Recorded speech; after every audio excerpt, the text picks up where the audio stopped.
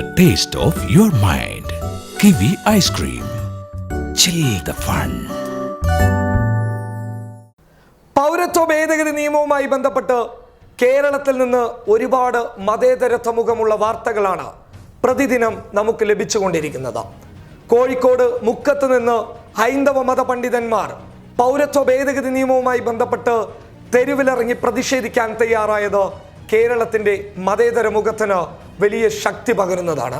ഇപ്പോഴിതാ മലപ്പുറത്തിന്റെ മണ്ണിൽ നിരാഹാരത്തിന് ഇറങ്ങുകയാണ് അയ്യപ്പ ധർമ്മസേന അധ്യക്ഷനായ രാഹുൽ ഈശ്വരാണ് മലപ്പുറത്ത് നിരാഹാര സമരത്തിനൊരുങ്ങുന്നത്. ഇത് കേരളത്തിന്റെ മതേതര മുഖമാണ്.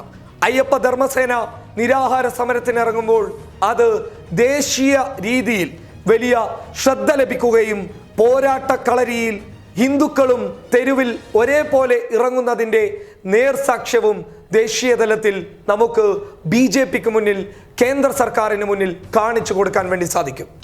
കേന്ദ്ര സർക്കാരിനെതിരെ രൂക്ഷ വിമർശനമാണ് രാഹുൽ ഈശ്വർ ഉന്നയിച്ചത്.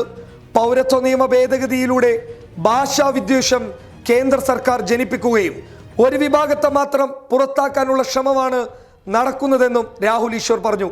പാകിസ്ഥാനി ഹിന്ദുവിനേക്കാൾ വലുത് ഇന്ത്യൻ മുസ്ലിമാണ്. മുസ്ലിം വിഭാഗങ്ങൾക്കിടയിൽ നിലനിൽക്കുന്ന ആശങ്ക പരിഹരിക്കണമെന്നാവശ്യപ്പെട്ട് അയ്യപ്പ ധർമ്മസേനയുടെ നേതൃത്വത്തിലാണ് മലപ്പുറം ചങ്ങരക്കുളത്ത് ഈ മാസം 10-ന് നിരാഹാര സത്യാഗ്രഹം നടക്കുന്നത്. ഇങ്ങനെ ഒരുപാട് കാര്യങ്ങളുണ്ട് നമ്മുടെ കൊച്ചു കേരളത്തിൽ.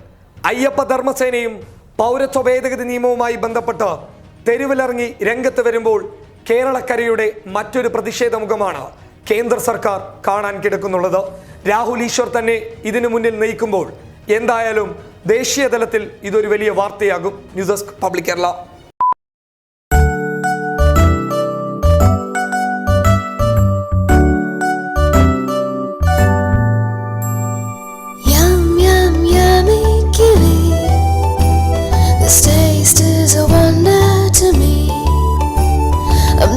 Gonna miss it for any. Whoa, whoa, whoa,